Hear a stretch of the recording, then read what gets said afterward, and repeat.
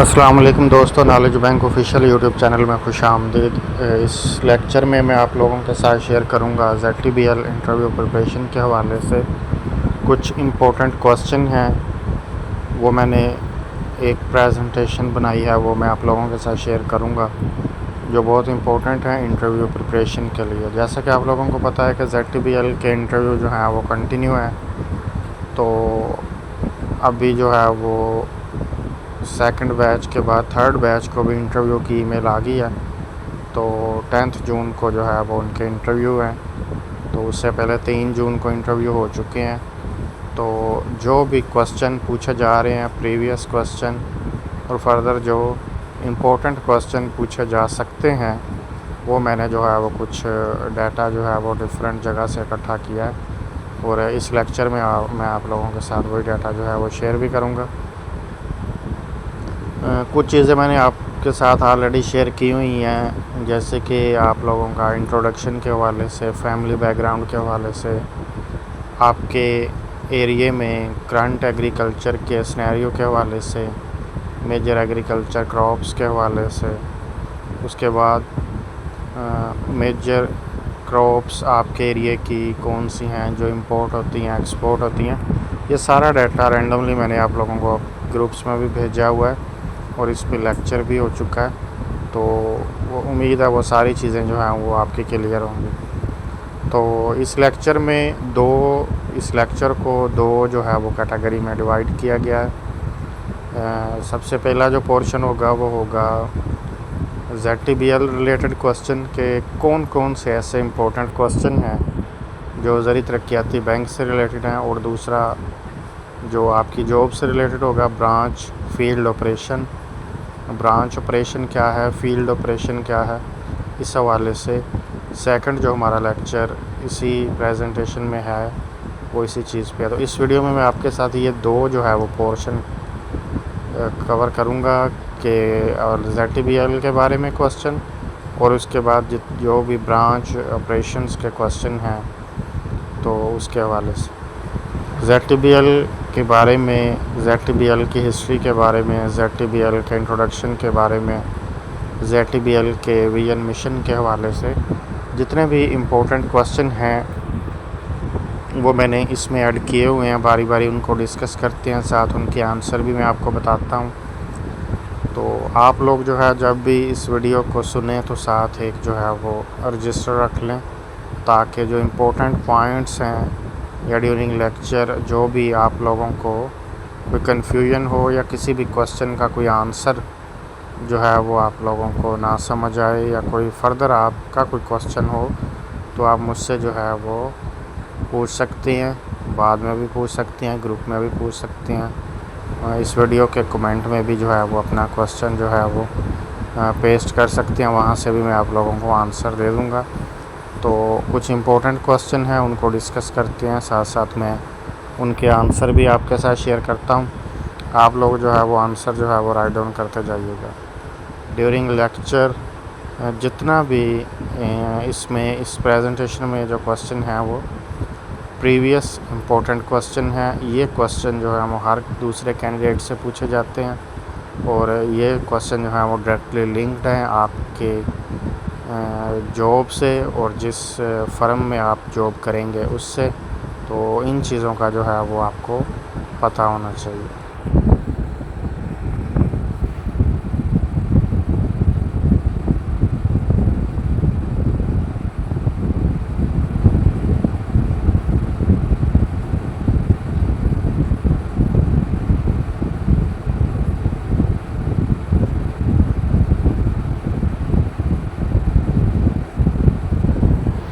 आवाज़ का मुझे बता दीजिए कि आवाज़ आप लोगों को आ रही है, मेरी जो आवाज़ है क्लियर आप लोगों को आ रही है। तो मैं फिर जो है वो फर्दर आगे अपना लेक्चर स्टार्ट करता हूँ।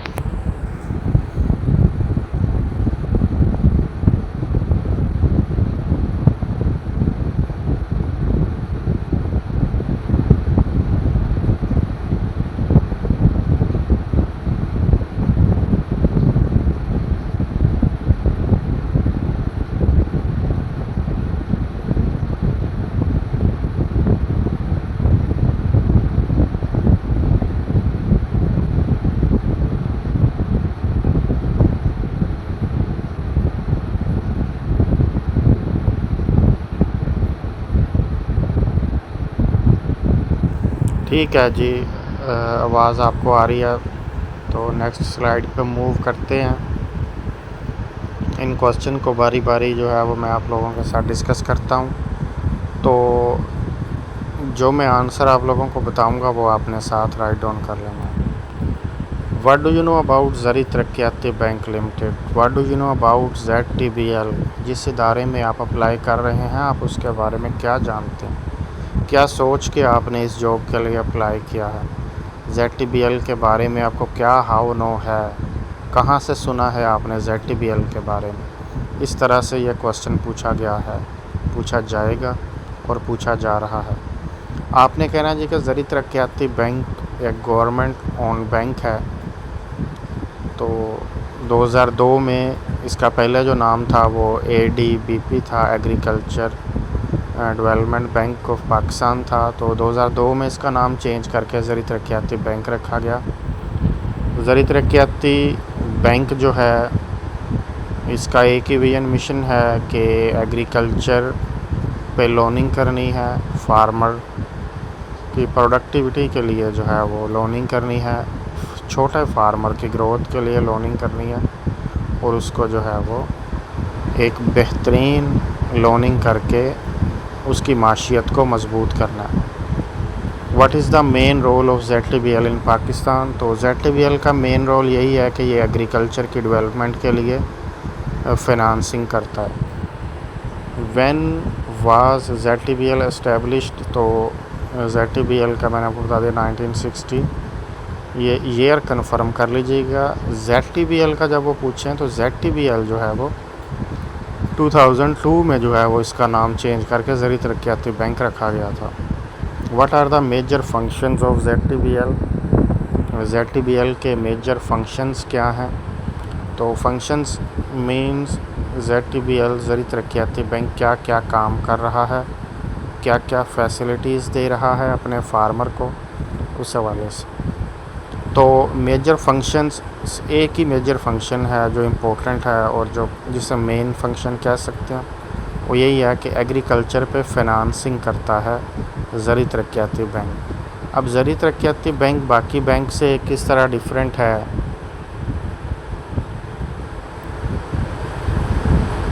तो कमर्शियल बैंक से किस तरह डिफरेंट है ये भी वो क्वेश्चन पूछते हैं। इसको नेक्स्ट फर्दर आगे डिस्कस करते हैं। तो ये क्वेश्चन जो है वो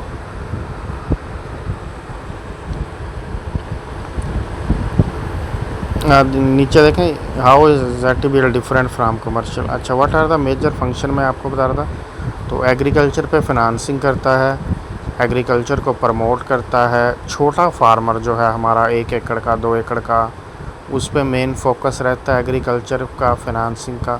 यही 2-4 चीज़ें आपने सिंपल सी बता दें। Different between commercial bank and agriculture bank, ZTBL bank. तो मेन डिफरेंस यही है कि कमर्शियल बैंक मल्टीपल लोनिंग करता है, जैसे कि कमर्शियल लोनिंग होगी, हाउस फाइनेंसिंग होगी, उसके बाद व्हीकल फाइनेंसिंग, कार मोटरसाइकिल, इन पे फाइनेंसिंग करता है, कमर्शियल प्रॉपर्टी पे करता है, उसके बाद इंडस्ट्री पे फाइनेंसिंग करता है।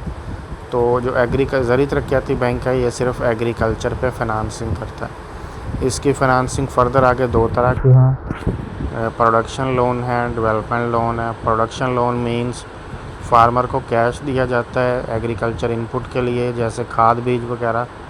और जो डेवलपमेंट लोन है उसमें फार्मर को मशीनरी लेके दी जाती है, जैसे कि ट्रैक्टर, सोलर वगैरह। What types of loans does agriculture? तो लोन की मैंने आपको बता दिया 2 टाइप्स हैं। अगर वो आपसे पूछते हैं कि ZTBL कौन कौन से लोन ऑफ़र कर रहा है, तो अगर ये क्वेश्चन इस तरह पूछते हैं कौन सा लोन ऑफ़र कर रहा है, तो आप कहेंगे 2 types of loan, production loan, development loan. अगर वो ZTBL की फ़र्दर आगे प्रोडक्ट्स पूछती हैं तो फिर आपने 2-4 लोन स्कीम जो चल रही हैं इनके पास आपने वो बता देनी है। तो जो ZTBL लोन का मैंने आपको बता दिया, ये क्वेश्चन जिस तरह लिखा हुआ है 6 number, what types of loan. तो टाइप्स में 2 टाइप्स हैं, डेवलपमेंट लोन, उसके बाद एग्रीकल्चर इनपुट लोन। तो इनपुट और डेवलपमेंट का मैंने आपको बता दिया। फर्दर आगे वो अगर पूछ लेते हैं तो इनकी प्रोडक्ट बताएं, उसमें फिर आप बता सकते हैं। करंटली जो स्कीम चल रही है किसान खुशहाल स्कीम KKS, उसके बाद जो है वो डेवलपमेंट में इस्टेब्लिशमेंट ऑफ साइलेज यूनिट, उसके बाद सौगाते शीरी, उसके बाद मिल्क एनिमल बिफेलो डेयरी लोन, ये सारे जो हैं वो फाइनेंसिंग इन पे ज़रिए तरक्याती बैंक करंटली कर रहे हैं। What is agriculture credit? Agriculture credit क्या है? एग्रीकल्चर क्रेडिट मीन जो एग्रीकल्चर पे फाइनेंसिंग की जाती है वो एग्रीकल्चर क्रेडिट ही है। एग्रीकल्चर की मद में जो लोन दिया जाता है वो एग्रीकल्चर क्रेडिट है। उसमें फ़र्दर फिर मैंने आपको बता दिया 2 तरह की लोनिंग होती है, इनपुट लोन या प्रोडक्शन लोन, और साथ जो है वो development loan. What are the objective of agriculture financing? Agriculture financing के ऑब्जेक्टिव क्या होते हैं? तो ऑब्जेक्टिव एग्रीकल्चर फाइनेंसिंग के, जिस तरह आपको पता है कि हमारे फार्मर को काफ़ी इशू रहते हैं क्रॉप की सोइंग से लेके हार्वेस्टिंग तक। हमारे फार्मर के अखराजात जो हैं वो ज़्यादा हैं, उसकी जो आउटपुट है, उसकी जो इनकम है वो कम है, तो इस वजह से उसको एग्रीकल्चर फाइनेंसिंग की ज़रूरत पड़ती है। तो पहला ऑब्जेक्टिव तो यही है कि हमारे फार्मर को स्टेबल करने के लिए उसकी जो है वो माशी लिहाज से जो भी उसको मसाइल हैं वो दूर करने के लिए एग्रीकल्चर फाइनेंसिंग की जाती है। दूसरा ऑब्जेक्टिव आप ये कह सकते हैं कि एग्रीकल्चर को प्रमोट करने के लिए, चूँकि फार्मर के पास उतने वसाइल नहीं होते कि वो अपनी फसल पे ख़र्चा कर सके। जैसे हर फार्मर की कैपेसिटी नहीं है कि वो सोलर लगवा सके, जिस तरह टनल फार्मिंग है उसमें ड्रिप इरिगेशन चाहिए होती है, फिर कुछ एरियाज़ में स्प्रिंकलर इरिगेशन रिक्वायर्ड होती है। तो ये एग्रीकल्चर फाइनेंसिंग इन चीज़ों पे की जाती है ताकि फार्मर को डिफरेंट मशीनरी प्रोवाइड करके उसको उसकी माशी हालत बेहतर की जा सके। Why do you want to join ZTBL? आप ZTBL क्यों ज्वाइन करना चाहते हैं? अब ये क्वेश्चन वो सीधा भी पूछ सकते हैं कि आप इस बैंक में क्यों आना चाहते हैं। आम तौर पे हम फ़ौरन जवाब दे देते हैं कि ये गवर्नमेंट बैंक है, हम इसलिए आना चाहते हैं। फ़र्दर आगे वो कहते हैं नेशनल बैंक भी गवर्नमेंट है, पंजाब कोऑपरेटिव बैंक भी गवर्नमेंट है, तो आप उनकी तरफ क्यों नहीं गए? या वो आपसे पूछ लेते हैं कि आपकी डिग्री फ़लाँ डिग्री है, एग्रीकल्चर की डिग्री नहीं है, इर्रिलेवेंट डिग्री है, तो आप जो है वो इस बैंक में क्यों आना चाहते हैं या ZTBL में क्यों आना चाहते हैं? तो ZTBL का डायरेक्टली लिंक्ड है एग्रीकल्चर से, हमारे फार्मर से। तो आप लोग जो है वो जो भी आपकी डिग्री है आपने उसको कहीं ना कहीं एग्रीकल्चर से रिलेट करना है, ताकि आप जो है वो इसका अच्छा आंसर दे सकते हैं। तो आप कहिएगा कि सर ZTBL का एक ही विजन मिशन है एग्रीकल्चर को प्रमोट करना। तो हमारा जो बैकबोन है पाकिस्तान की इकॉनमी की वो एग्रीकल्चर है। 70% जो है वो हमारा रोज़गार इसी से वाबस्ता है। तो मैंने इस बैंक को इसलिए चुना कि मैं अपना कंट्रीब्यूट कर सकूं एग्रीकल्चर की प्रमोशन के लिए। तो ये जो है वो आप इसका सिंपली आंसर दे सकते हैं।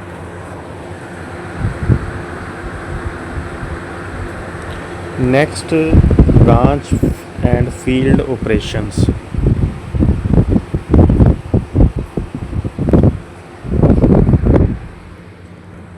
चूँकि बैंक है इसकी डिफरेंट ब्रांचेस होती हैं, ब्रांच के ऑपरेशन क्या हैं और फील्ड में क्या काम आपने करना है, क्या फील्ड के ऑपरेशन है, ये स्लाइड मैंने उस हवाले से ऐड की है, तो इसका भी आपको पता होना चाहिए। ब्रांच के ZTBL का जिस तरह मैंने आपको बताया कि बाकी बैंक से थोड़ा सा डिफरेंट सिनेरियो होता है।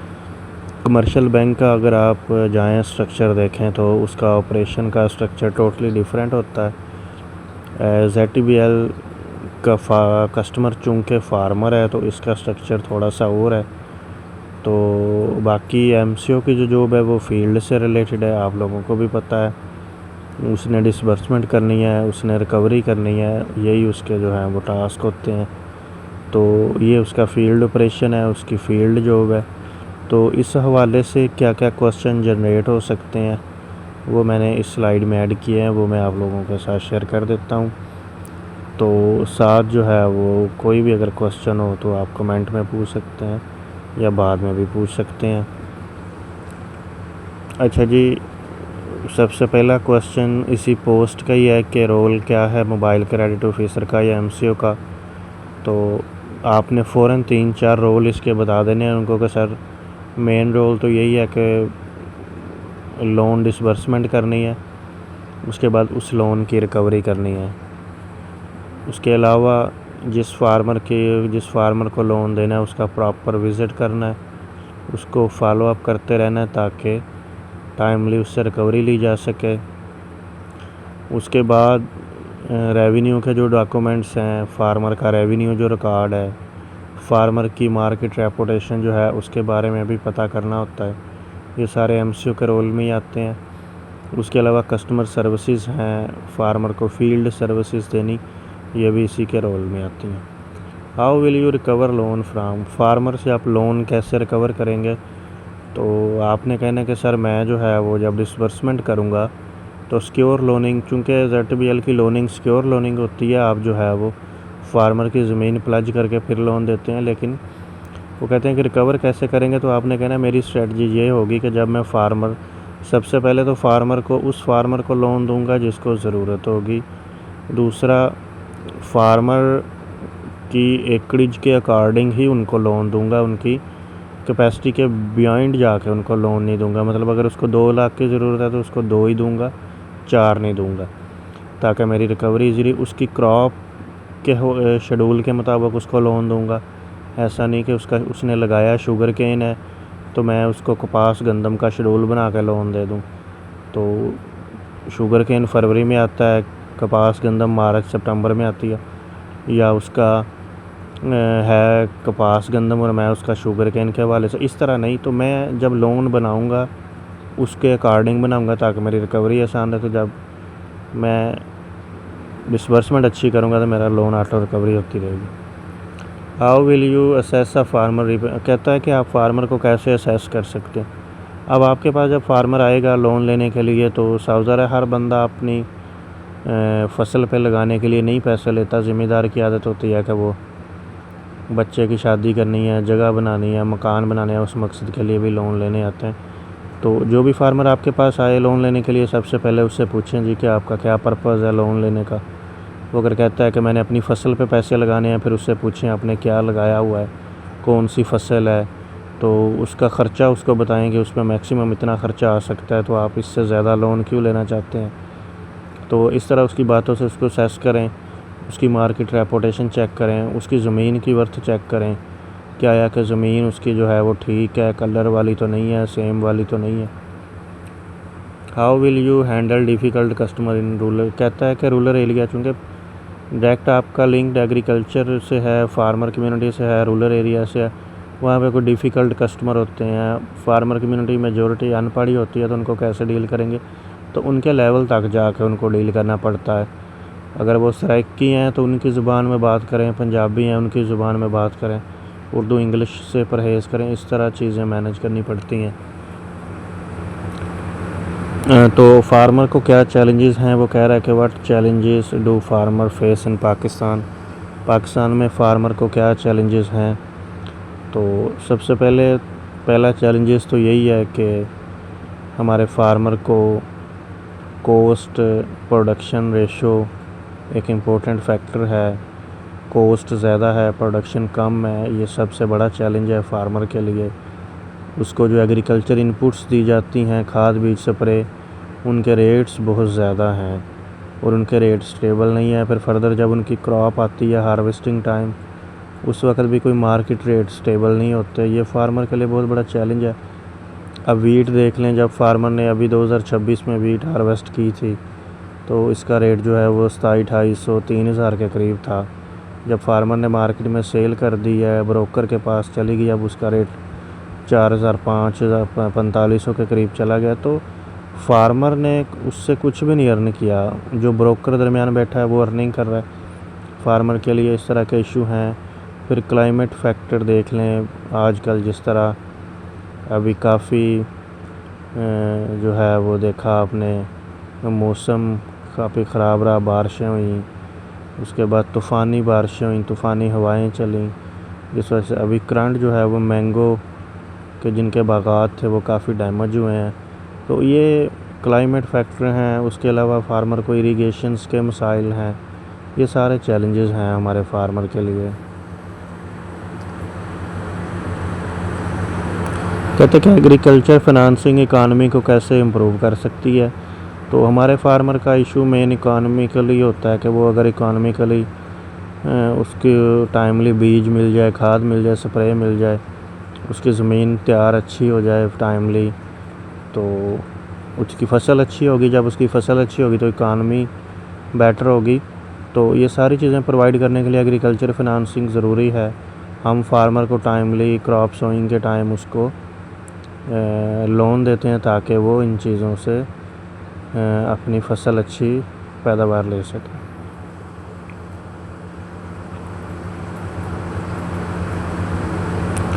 कह रहे कौन से स्टेप्स हैं जो रिड्यूस करते हैं लोन को डिफ़ॉल्ट। जो वो कह रहे हैं कि कौन से स्टेप्स अच्छे हैं जो लोन को डिफ़ॉल्ट होने से बचाते हैं।